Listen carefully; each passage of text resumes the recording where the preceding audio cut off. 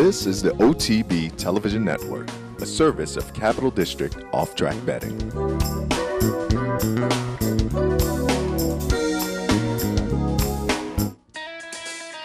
come to the 8 ball, and California Chrome is absolutely sensational. California Chrome shines bright in the Kentucky Derby. Will take charges surging, and it's a photo finish. It's too close to call. African Story wins the Dubai World Cup. Macho Man! Broadcasting live from the Capital OTB studios, this is Racing Across America with Seth Merrow.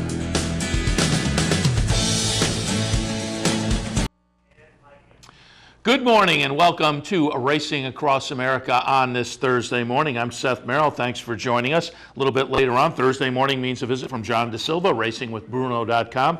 Have a look at some of the Belmont action from this afternoon. We'll get also some of John's thoughts on the great day of racing they had there last Saturday. We'll look at a couple of the stakes races. One of them we haven't looked at yet. We haven't looked at Kid Cruz and the Dwyer yet this week. So we'll look at that and get John's thoughts. And then we'll also preview the stake Saturday down at Belmont, which is the Bowling Green. Coming up a little bit after that, Gabby Gaudette from Arlington Park. We'll talk a little bit of Arlington for this afternoon, but a little more concentration on their weekend because they have a big weekend coming up. 4 nice stakes races Saturday at Arlington Park in the Million Preview Day card. So we'll talk a little bit about those stakes coming up a little later on with Gabby Gaudette. All of that coming up on this edition of Racing Across America. Before I go any further, though, I do want to alert you to some events and promotions at Capital OTB, right here at the Clubhouse Racebook, in fact, because they're coming up tomorrow and the next day, so I don't want you to miss them. Coming up tomorrow here at the Clubhouse Racebook, it is the $500 Happy Hour Bankroll with Brian Nadeau, Clubhouse Racebook. And again, as always, you can find out more about events and promotions at capitalotb.com. But 25 folks will be randomly selected to participate in the bankroll. That will happen at 3 o'clock. You can put in the entries to be randomly selected from 11 to 3, and then Brian will be in here from 3 until 7 tomorrow. That's tomorrow, Friday the 11th, Clubhouse Racebook, 711 Central Avenue in Albany. And as you see, capitalotb.com, that's where you can find out more about events and promotions. And one of the other promotions coming up this weekend, Saturday, it is the July edition of the Capital OTB Handicapping Contest, the Firecracker. Saturday, July 12th. That's coming up this Saturday. The handicapping series continues here at the Clubhouse Racebook, 711 Central Avenue in Albany. So all of that coming up, and I'm just looking over actually the July schedule, 17th. Boy, it's incredible. It's a week from today. Opening day at Del Mar. Week from tomorrow, opening day at Saratoga. There is a knockout challenge online, opening day at Saratoga. There's a Showviver contest a week from this Saturday on the 19th.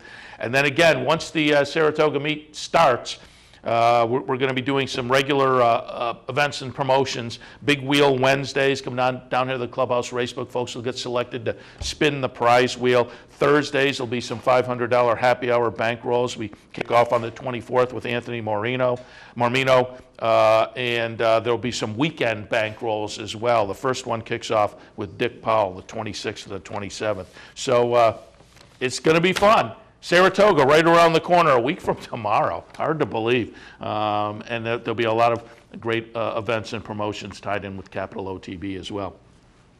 Want to alert you one more time to a couple of events up in Saratoga today. Talked a little bit about them yesterday. We had Mike Veach on, but I do want to give you a reminder at the Racing Museum and Hall of Fame up in Saratoga, Union Avenue right across.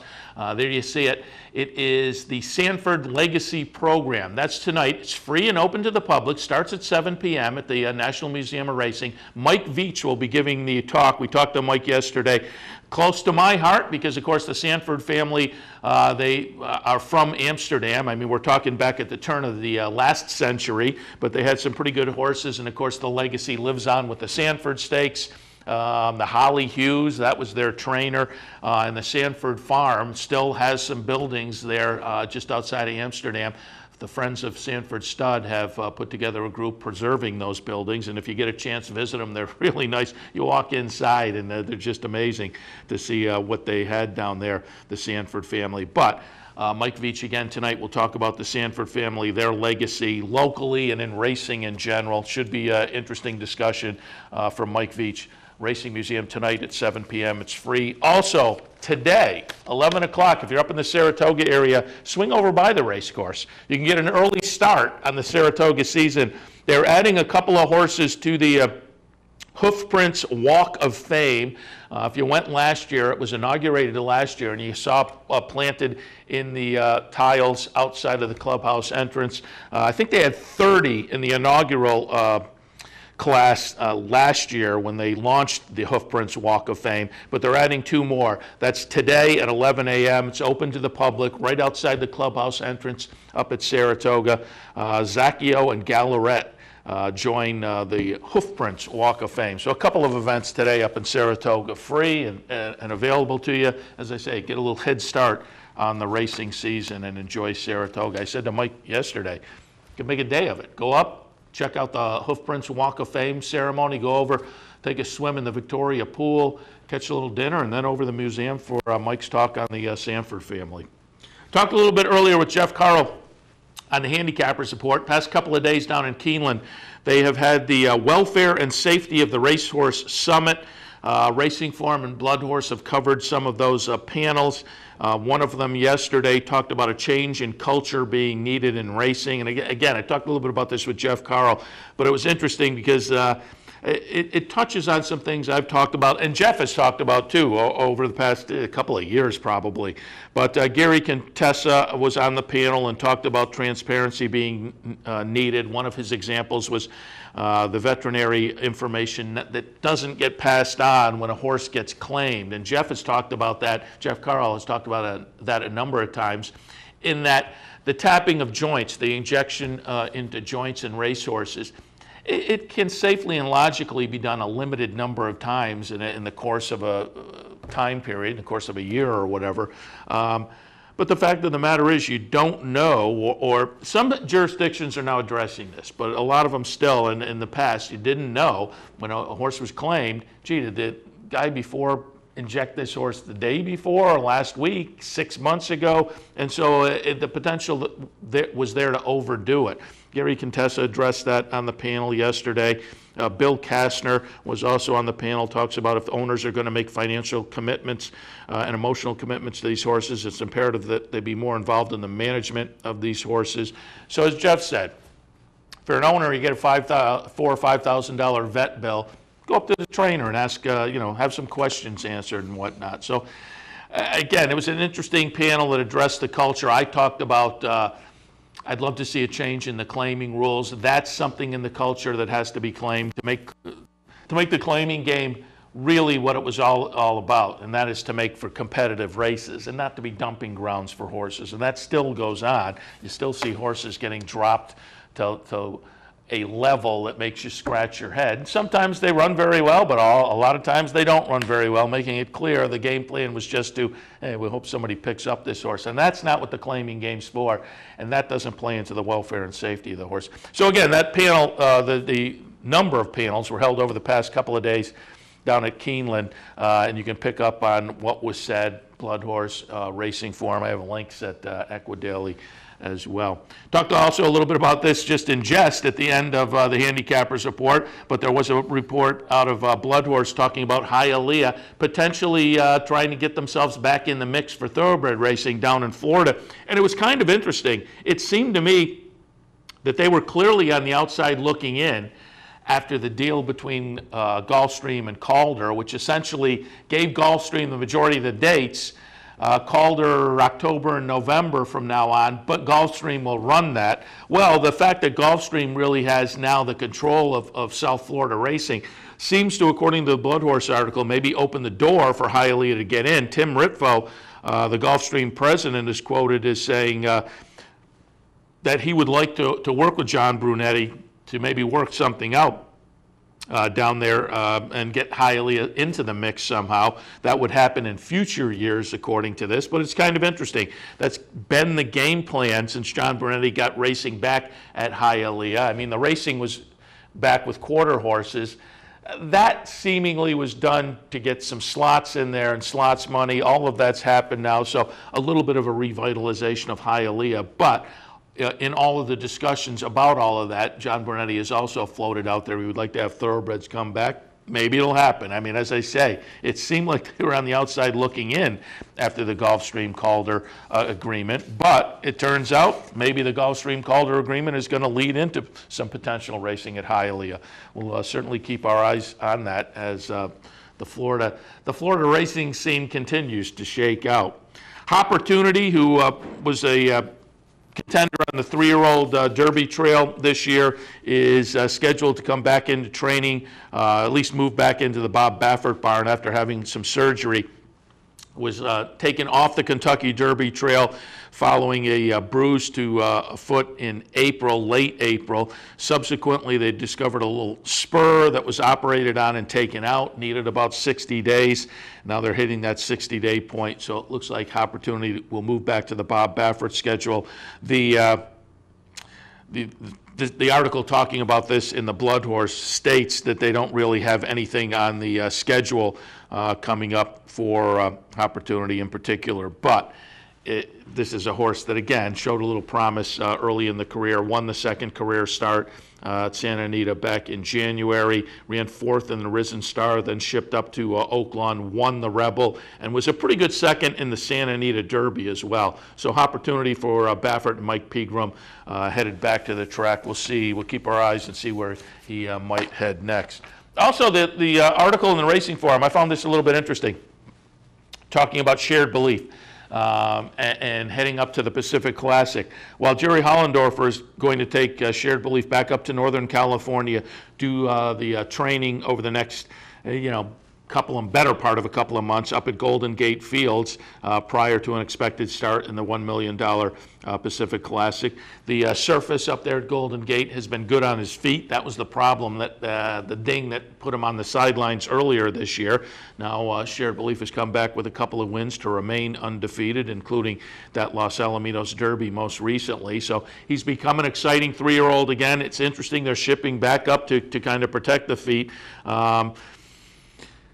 And Hollendorfer says he'll look to ship down to Del Mar about a week before the Pacific Classic. But again, the interesting part of this Daily Racing Forum article, it says, by keeping Shared Belief at Golden Gate Fields, Hollendorfer left the door open to the chance that he could run Shared Belief somewhere else late in the summer. And Hollendorfer says, if we were to change our minds and run in a different race, it doesn't matter where he trains. Although he says, I'm not saying we'll do that. But he does say maybe. He does open the door, and I've said it before. The Travers right now with the 3-year-old division in Saratoga, I think is going to shape up to be a fun race. But I think the other divisions are getting more of the marquee players. Well, if Shared Belief wound up thinking about the Travers, that would certainly make things very, very interesting. I would tend to reading this article, I would tend to think Pacific Classic is probably the direction they'll go. But it was interesting that they kind of left things a little bit open for Shared Belief. All right, we're going to head to our first break, and when we come back, we're going to talk with John DeSilva, get some thoughts on Belmont for this afternoon, as well as look back to last Saturday and forward to this Saturday down in New York. All of that in just a moment. Don't forget, a little later on, we'll look at Arlington, and again, a nice Million Preview Day Stakes program on Saturday. All of that with Gabby Gaudette coming up. So stay tuned. Racing Across America continues.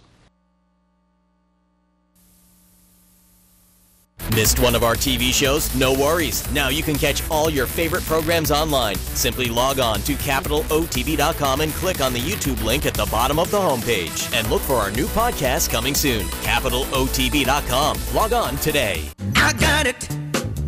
Watch me. I got it. Hey! I got something that makes me want to shout. I got something that tells me what it's all about. I got a move that tells me what to do. If you don't, brothers and sisters, then you won't know what it's all about.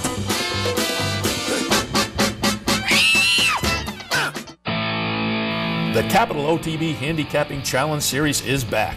That's right. The 2014 Capital OTB Handicapping Challenge Series is back, and it's your chance to win thousands in cash and prizes, and a seat at the 2015 Handicapping Championship in Las Vegas.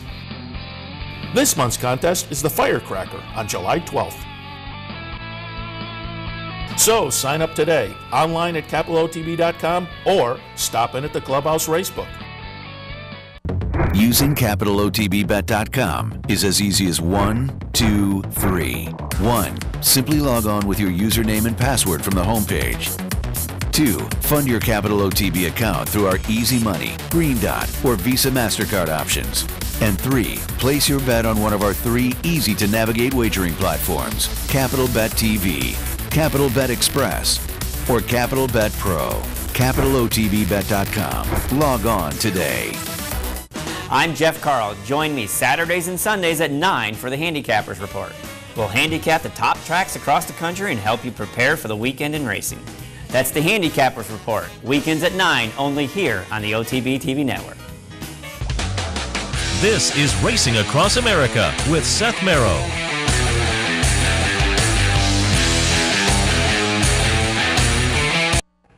Welcome back to Racing Across America. Happy to be joined now, as we are every Thursday, by John DeSilva of RacingWithBruno.com. Good morning, John. Good morning. How's everything? Very good. We're going to take a look at some Belmont for this afternoon, and then go back to last Saturday, get some of your thoughts on the great stakes action last week, and then look forward to the Bowling Green this coming Saturday.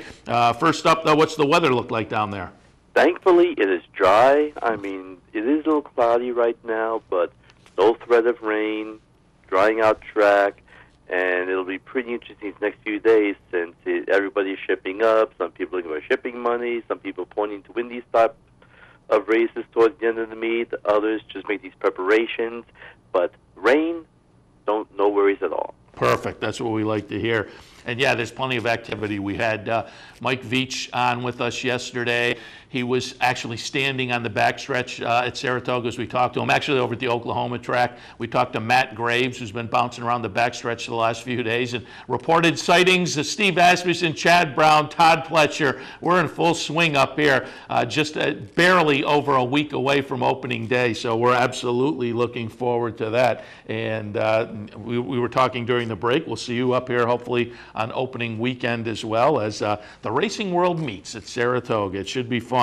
And I said it earlier, John, I think the Travers, which is typically the highlight of the meet, I think it's going to be a fun race this year. Tonalist is certainly going to attract a lot of attention, being the Belmont winner, probably going to go in the Jim Dandy and the Travers. I just don't know whether we'll get the marquee type performers, because I think the other interesting 3-year-olds are Shared Belief and California Chrome. They'll be out on the West Coast. So I don't know whether we're going to get the marquee horses in the marquee race, the Travers, but I think in the other divisions, you have Palace Malice, potentially Untappable, and then you get Wise Dan on the comeback. So I think in the various divisions, we're going to see some of the better runners up at Saratoga this season.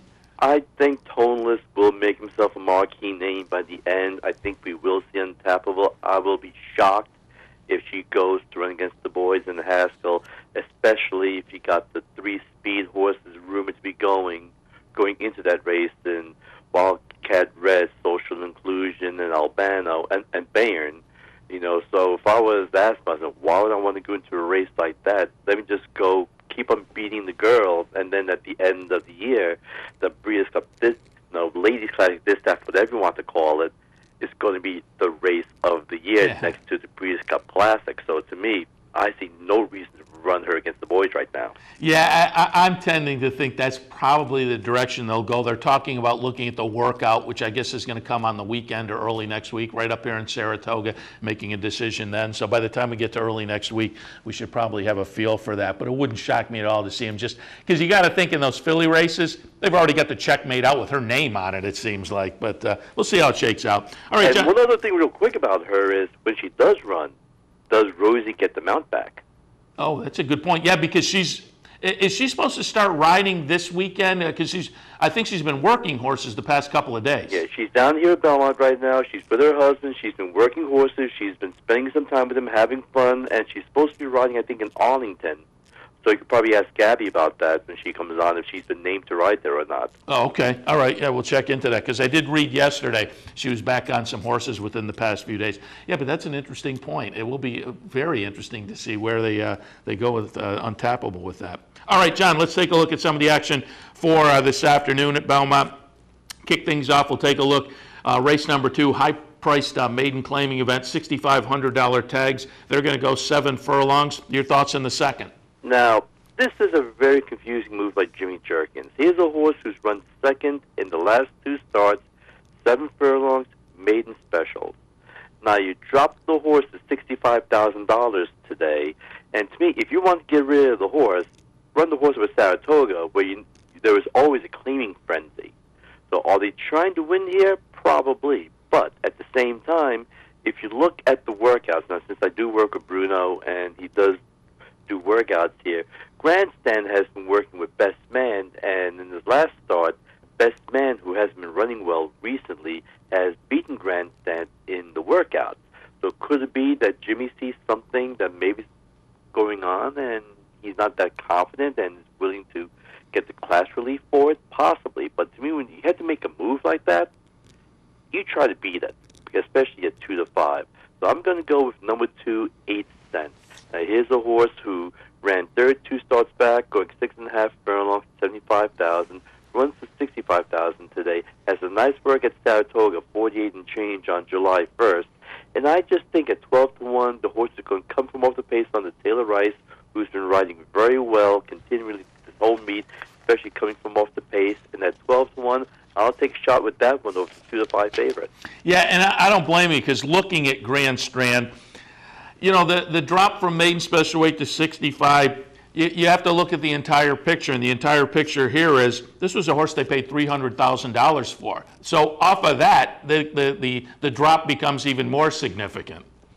And, you know, Jimmy isn't exactly the one that takes chances. He's been a little bit conservative, but he's learned from the master, and I know he will do things like his dad, where you put him in the right spot, you look to win.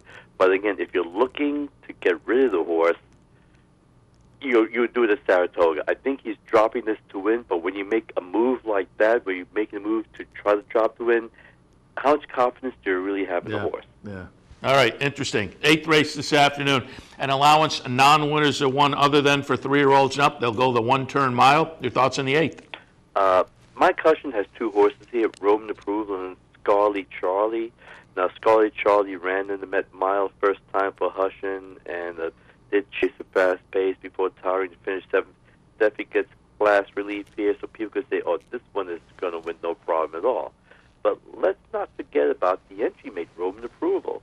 I mean, this is a horse who was running well in Puerto Rico, wasn't winning like some of those other horses we've seen in the past in Puerto Rico, but has been very competitive, ran second in the Grade 2 Angel Cordero.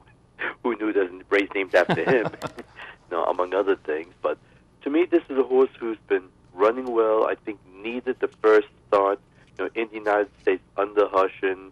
Hushin's been taking a little bit more time, and now the horse comes back. Yes, it's a 3-year-old against older, but I think Hushin realized that this is a horse, if I can get him back right, maybe he could be a factor in the King's Bishop or other races in the future. So I'm going to go with Roman Approval here. I like it just on the longer half of the uncoupled entry angle.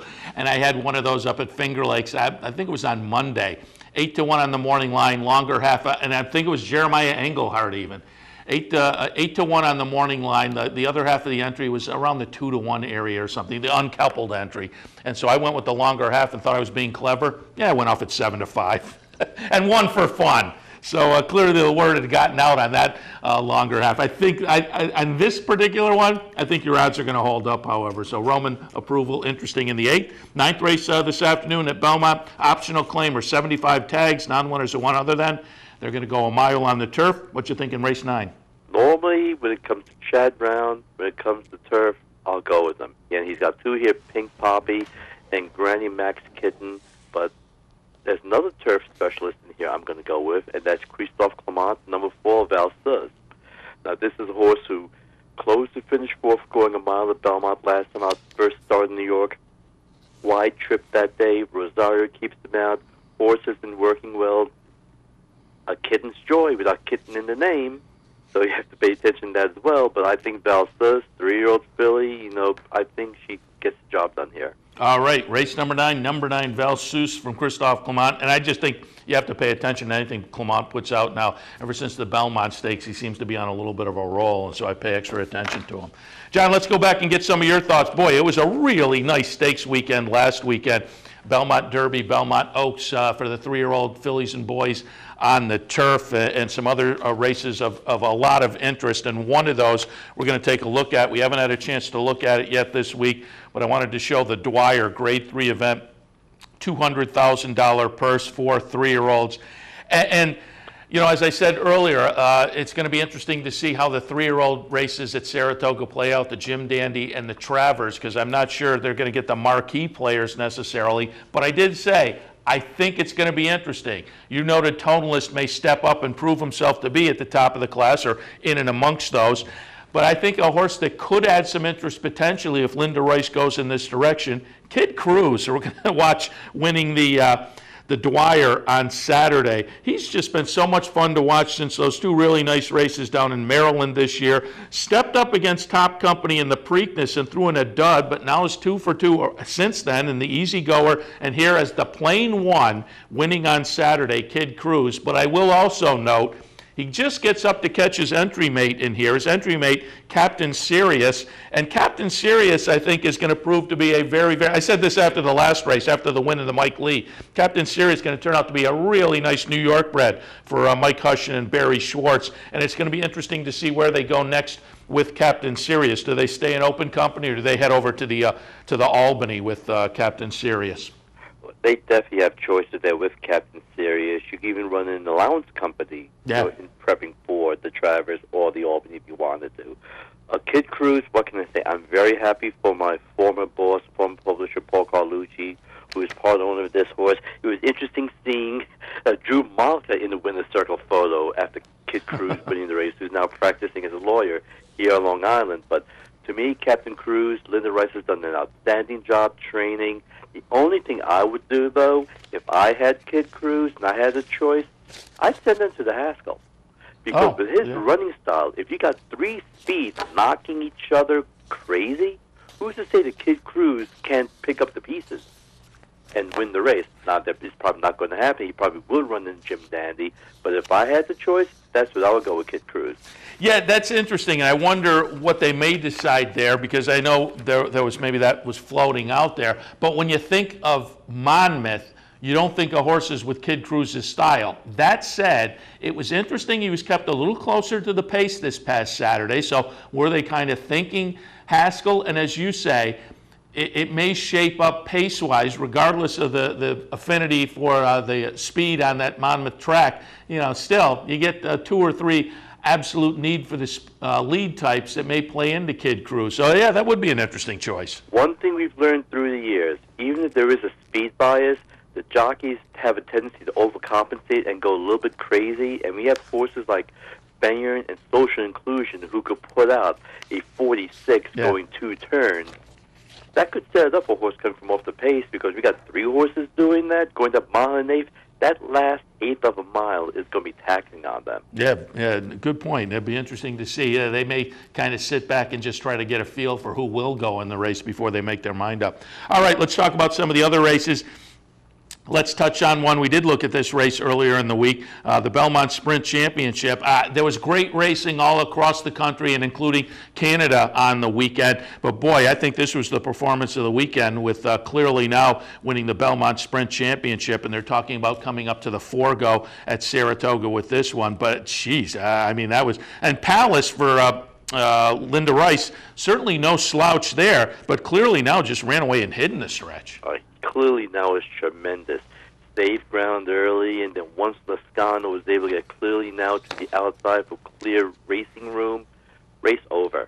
I mean, despite running on the wrong lead in the stretch, this horse just drew off to an impressive victory, track record performance. This is a definite 7 furlong specialist. I mean, it's unfortunate the Breeze Cup Sprint is 6 furlongs, while the Filly and Mare Sprint is 7 furlongs, because if this was 7 furlongs, I'm putting my money down Clearly Now right now.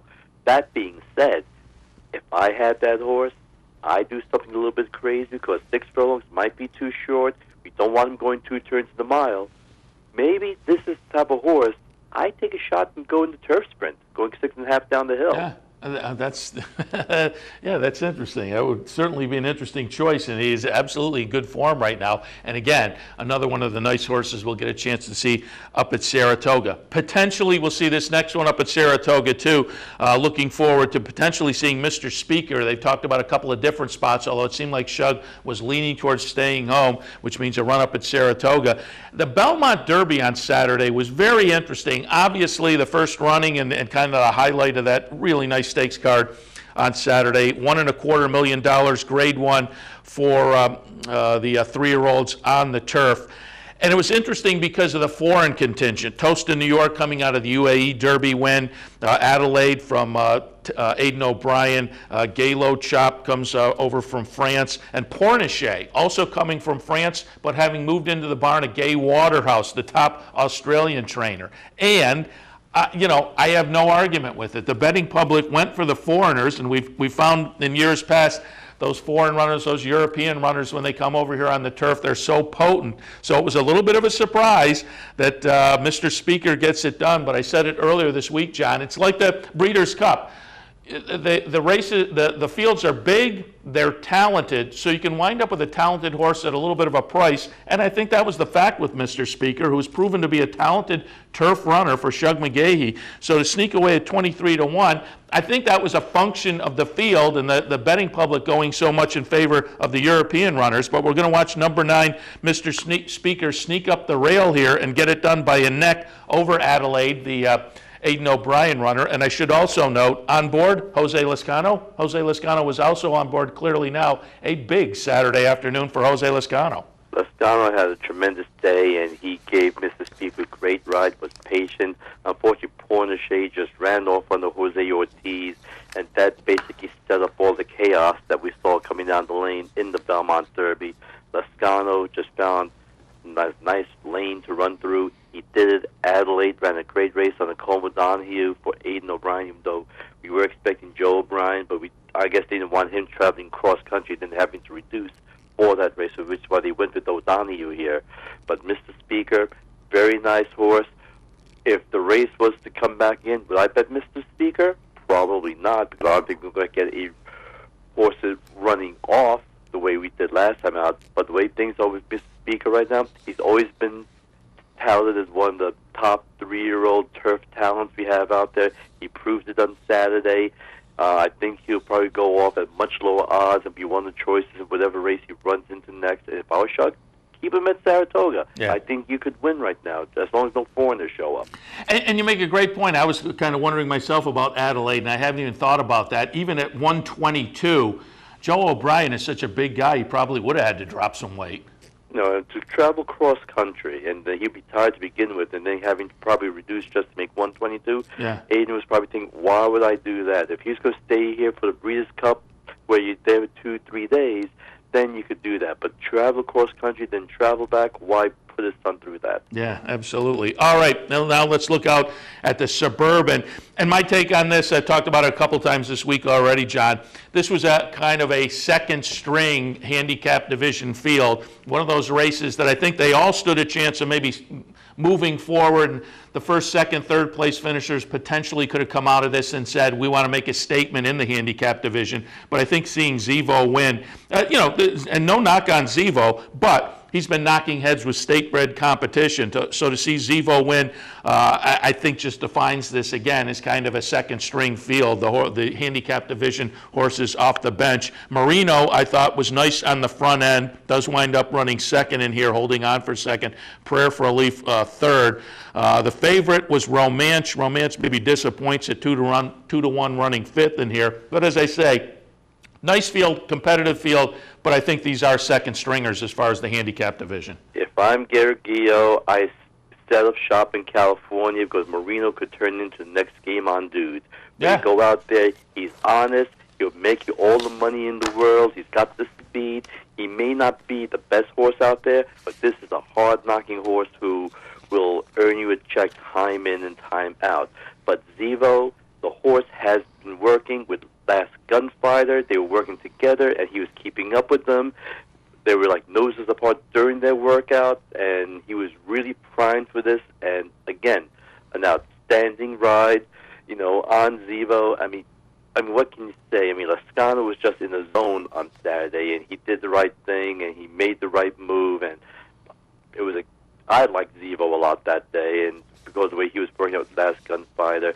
Is he a grade 1 type of horse? Probably not, but Chad Brown definitely got this horse to peak at the right moment on Saturday. Yeah, like I say, absolutely no knock on Zevo. That's now, what, a 6-race win streak he has going, but he was stepping out of State Bred Company. So it's going to be interesting to see where they go with him next because, again, they can go State Breds or they can stick in Open Company, and it looks like one of those horses where they'll shop around and maybe look at what the fields are shaping up to be in various events. Finally, on Saturday, the Belmont Oaks, this was for the 3-year-old fillies going 1.25 miles on the grass for $1 million, grade 1 event, and Minaret gets it done here for Chad Brown. This was a horse that had started the career over in Europe, came over to the United States, and put in a couple of improving efforts, a 3rd place and a 2nd place, so moving in the right direction. Got it done on Saturday. And like Mr. Speaker, Chad's now got some options as far as where to go next, but among those options are Saratoga, so we'll see where that one shows up.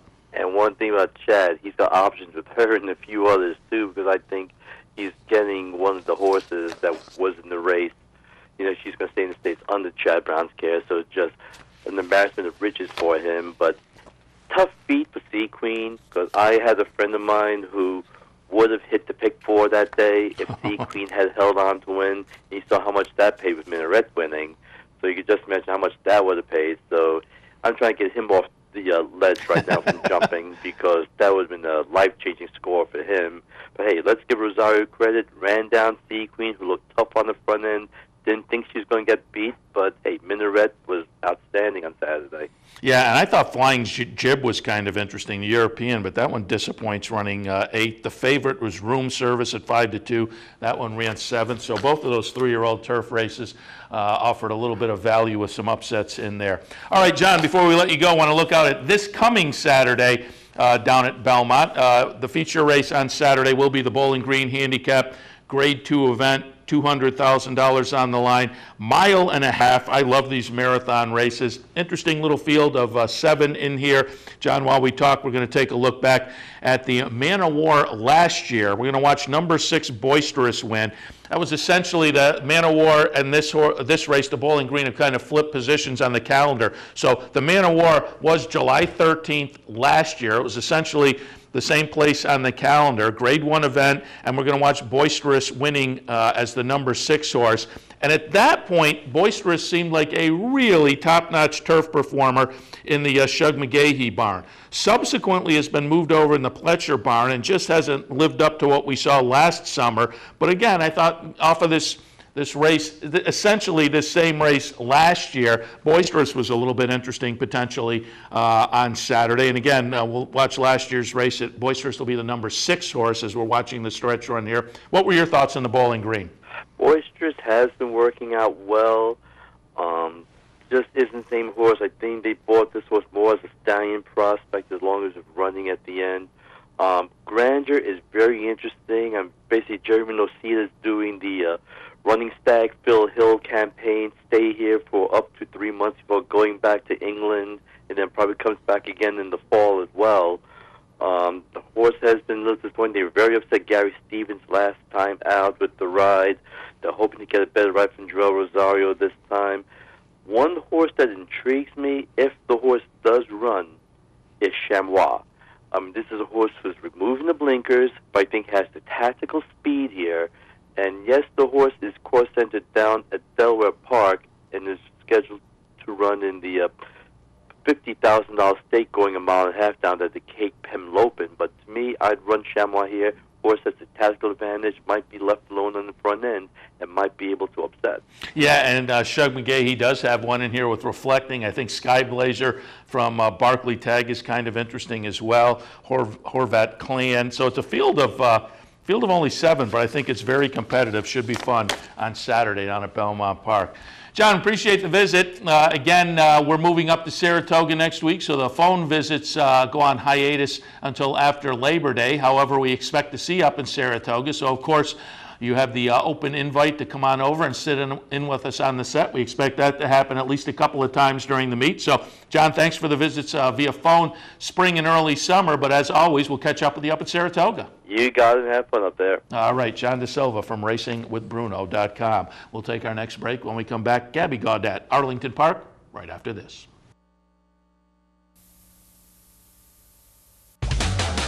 This is Racing Across America with Seth Merrow.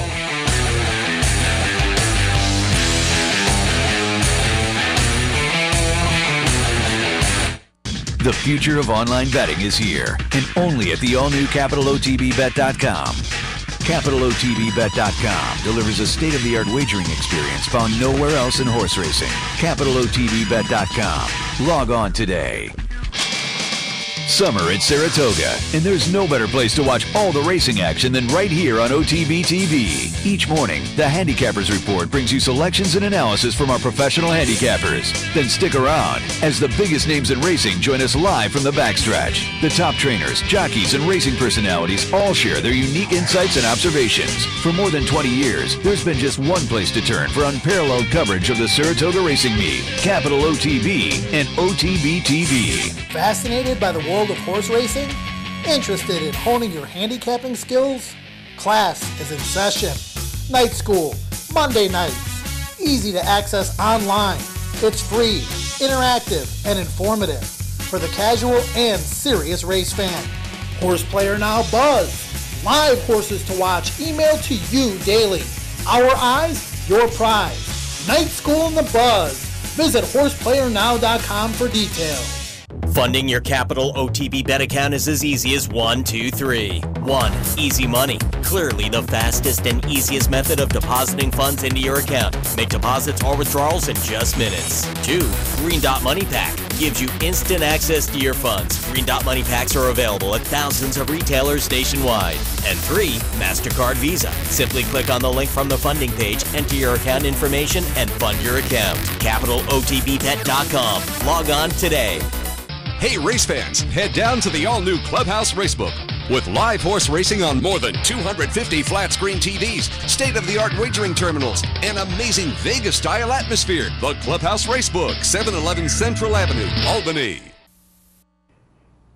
Welcome back to Racing Across America. Happy to be joined now by Gabby Gaudet of Arlington Park. Good morning, Gabby.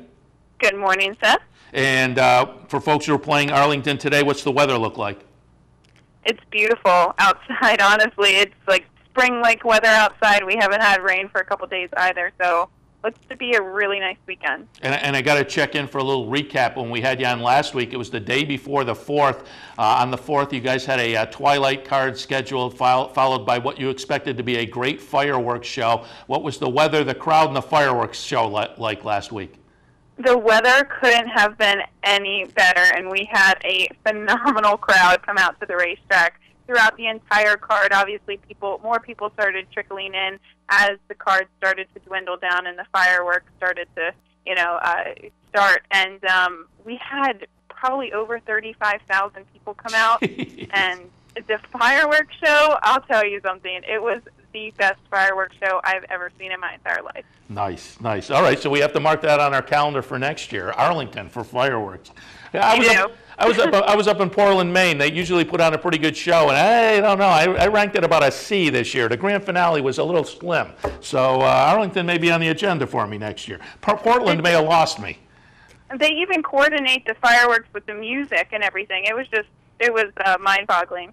And it's funny you bring that up. That's what they did in Portland, too, or so they say. I always think when they say that, I don't know how coordinated. I think it's just music behind the fireworks. But they were stopping the fireworks when the orchestra, between songs. And so they had God Bless America, and they then took a break, and the conductor started to talk to the audience, and the chorus who was singing left the stage. So everybody thought, oh, it's over. So all the audience got up and started to leave. Yeah, there was still another song and another set of fireworks. So that was a mistake, too. That is bad planning there. Yeah. When half of the audience gets up, you know there's some kind of a mistake. When still the big part of the show is left. But as I say, maybe we'll have to make arrangements to head out to Chicago next year. All right, let's talk a little bit about Arlington this afternoon, and then I want to touch on a really nice Millions preview card on Saturday as well. But let's get some thoughts for Thursday. First up, we'll take a look at race number 2, a conditional claimer, 25 tags, non-winners of 2 lifetime. They're going to go 6. What were your thoughts on the second? Looking at this race, going 6 furlongs on the main track, I am intrigued by a couple different horses in here, one of them being the 8 Skylar Be Dancing. You have the favorite, morning line favorite in here is the 5 Book Club, coming out of the Wing Catalano barn. We always see his horses very heavily bet here because he just does so well at the meet. And Channing Hill hops aboard here talking about the 5 Book Club. But dropped in class with a $25,000 non-2 level last time out and was beaten as a short price favorite. However, excuse is that she was beaten by a pretty decent horse, Gabby's Quorum, who was coming out of some really strong Tampa races. So staying at the same level here, but going back to the main track at 6 furlongs. And I think this horse is on her best day, should probably win this race. But I like the 8 Skylar Be Dancing, just all considering, maybe put across through that last race. I think she's probably better on the poly, going like a 1-run sprinter here, cutting back to the 6 furlongs. And she's taking the steep drop in class from Open Allowance Company to this level here today. And at 9-2, I think she's probably worthy of a price here and at least to look at. All right, let's shift our attention out now. Race number 7 this afternoon, 7th at Arlington, optional claiming starter allowance, 30 tags at the starter allowance level, 16. These are fillies and mares 3-year-olds and up, scheduled to go about a mile and 16th on the turf. I like the one in here, Sydney Rilla. She does seem like the filly to beat in here. She's just so versatile. She 3-time winner on the dirt, 4-time winner on the synthetic, and 2 for 3 on the turf. So she's very versatile. It doesn't matter what distance or surface she's running on. And she does go back to turf here for the first time since last November, but she should be able to sit a nice pocket trip here under Tim Thornton. That's really her running style, ground-saving trip here. He knows how to ride her. He's been aboard her a lot of times here. So I think she's the one to beat here, but I'm also intrigued by a horse to the outside, the 6, the Cushmaker, the 5-year-old mare here, 7-time lifetime winner, but going back to the Lincoln Heritage Stakes, the Illinois bred stakes that she exits, there's one thing to consider is that there was a 45-minute thunderstorm delay, so the fillies and mares prior to that race were just waiting in the paddock for about 45 minutes. So that's something to consider. It was a big delay there, and we had a deluge of rain as well. But looking at her prior 2 races, I think she's taking a tremendous drop in class here. Alette, you see in the running lines, and we will see her on Saturday in the Modesty. So big drop in class for the 6, the Cushmaker, in my opinion, in the prior 2 efforts. So I think I'm going to go in that direction as well. Very good. And Sydney Rella, of course, trained by Larry Ravelli. And while you were talking, everything in life is relative. I'm looking at Larry Ravelli, and I'm thinking, oh, he's kind of not doing as well as he, because the last time I looked, he was up at about 43%. Now he's just at 39%. So everything's relative in life, I guess. Still a pretty good meet out there for Larry Ravelli. All right, the 9th race today at Arlington is a state-bred allowance, non-winners of 1 other than 3-year-olds and up. They're going to go a mile and a 16th. And here I'm going to look at the 2 Wall Student. There's a couple different options that you could go to. Heartstopper, I thought he ran a pretty good race, 2nd last time out against similar company. But the 2 Wall Student, first off the claim, this horse just galloped for the maiden 15 under Tammy Dominowski. They stepped him up to allowance, Illinois bred allowance bred. He was 14-1 last time. But I thought visually it was a very, very nice run. Now, at that distance, a mile and a 16th, it is the first wire finish, and it just looked like he was clicking into gear late. So probably today, I think with Chris Amy aboard, again, I would expect this horse to perform just as good as he did last time. And if he can get maybe a more earlier trip here this afternoon, he looks to be pretty tough. And he's in a spot where I talk a lot on the handicapping show prior to this when I'm handicapping. Some horses just take a start or two to figure out the next level, and this horse broke its maiden 2 starts back, and I think got a little bit of a good education at that non-winners at 1, facing some limited winners last time. So it wouldn't surprise me to see some extra improvement today, with that education under the belt. All right, let's take a look out. As noted, it's Million Preview Day on Saturday. Really nice card of stakes action. Let's go through those and just get some thoughts. We kick things off with the Arlington Handicap Grade 3 event, couple $100,000, mile and a quarter. The interesting horses in here, Admiral Kitten, of course, interesting because Mike Maker and Ken and Sarah Ramsey, you always have to pay attention to them. But more notable for me, Admiral Kitten really has an affinity for this race course. Ran a close-up second in the American Derby here about this time last year, followed up with a nice win in the Secretariat. War Dancer for Ken McPeak comes in off a nice win in the Louisville down at Churchill Downs. Avanzari, I think, is a little bit interesting maybe on the pace and on that last win down at Churchill for Tommy Proctor. It's a short field, but I think it's a really interesting field. What were your thoughts on the handicap?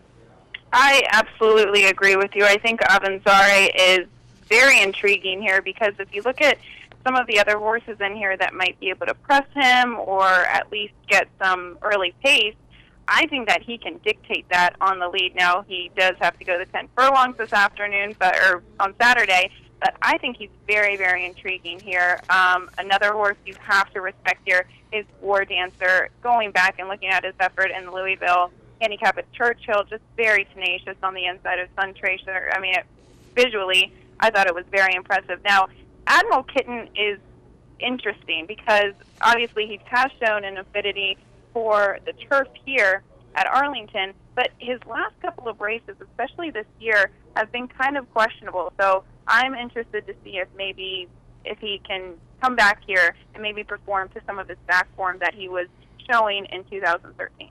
Yeah, the horse for the course angle is clearly what you have to hang your hat on because he hasn't been as potent as a 4-year-old, but he does add a little intrigue to the race. All right, Stars and Stripes up next on the card on Saturday. This one, a mile and a half on the turf, grade 3, $150,000, 3-year-olds and up. I thought Sun Tracer was interesting in here off the close-up second in the Louisville handicap behind War Dancer last time.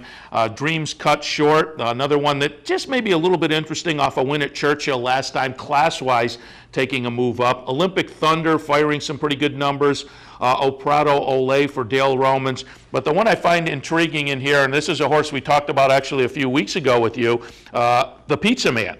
Comes in off a win in the State-Bred Black Tie Affair last time, and that's what's notable to me. This is an Illinois bred, so going to be facing some open company, but obviously likes the Arlington Park surface and goes for the potent connections of Brueggemann and Midwest Thoroughbreds. What did you think of the Stars and Stripes?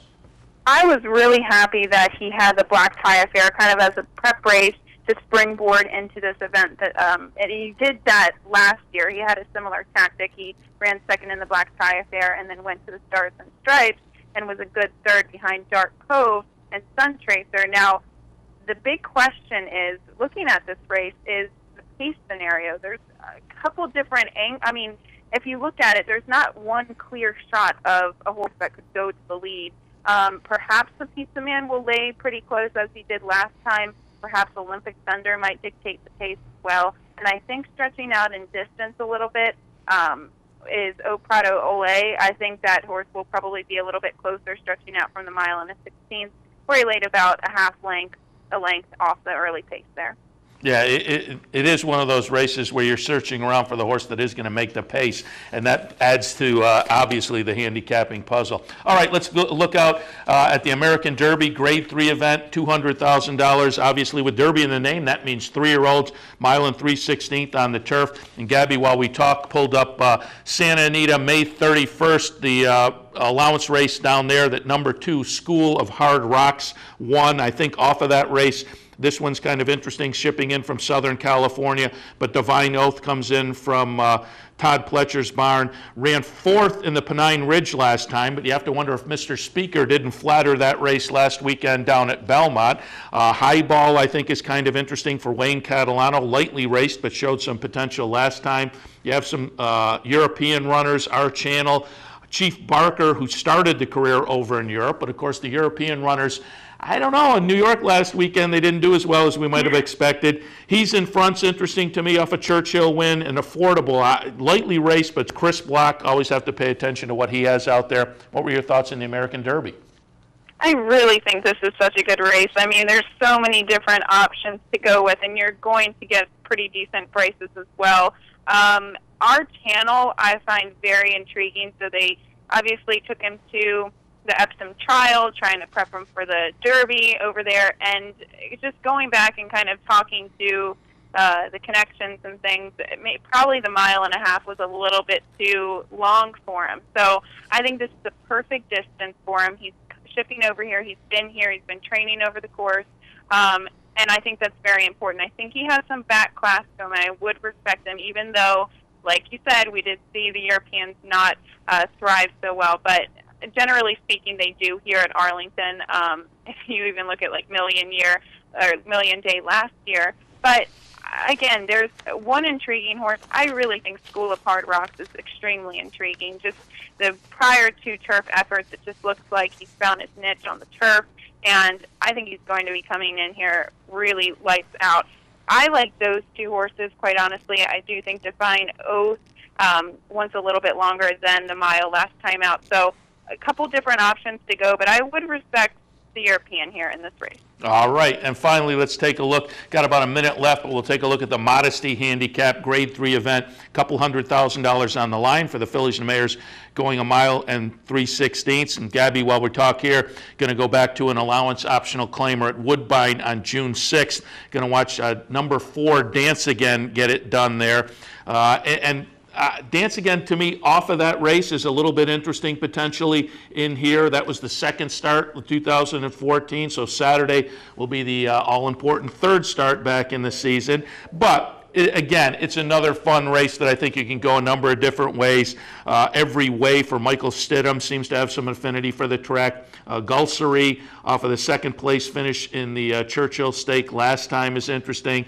Kepi, we talked about him a little bit earlier. This is talked about her. This is a horse, 8 exacta finishes and 13 starts over the Arlington Park turf.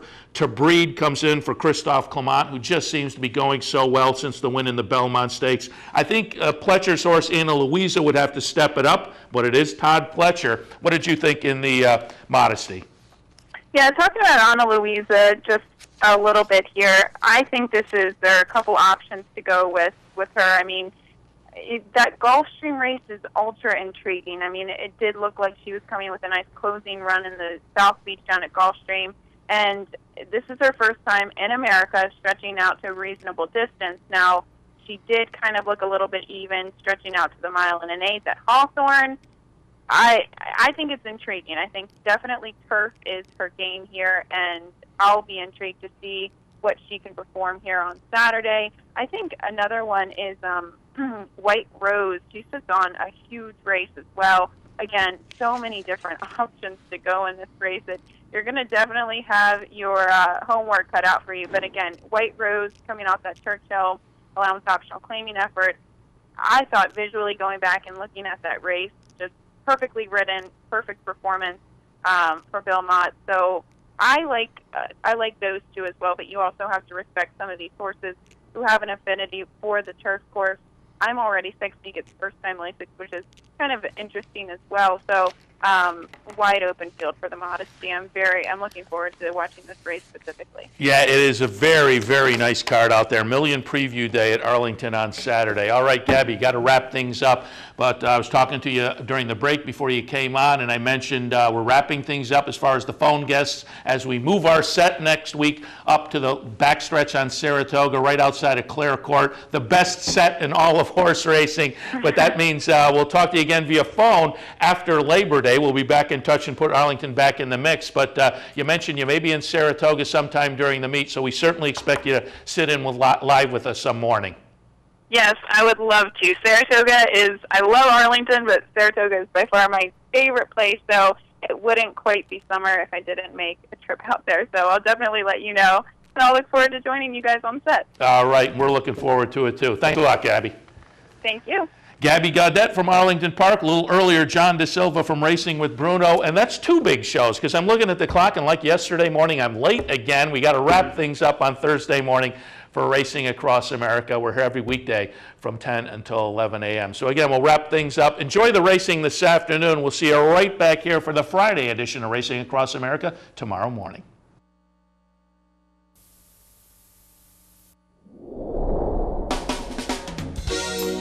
You're watching OTB TV, a service of Capital Off Track Betting.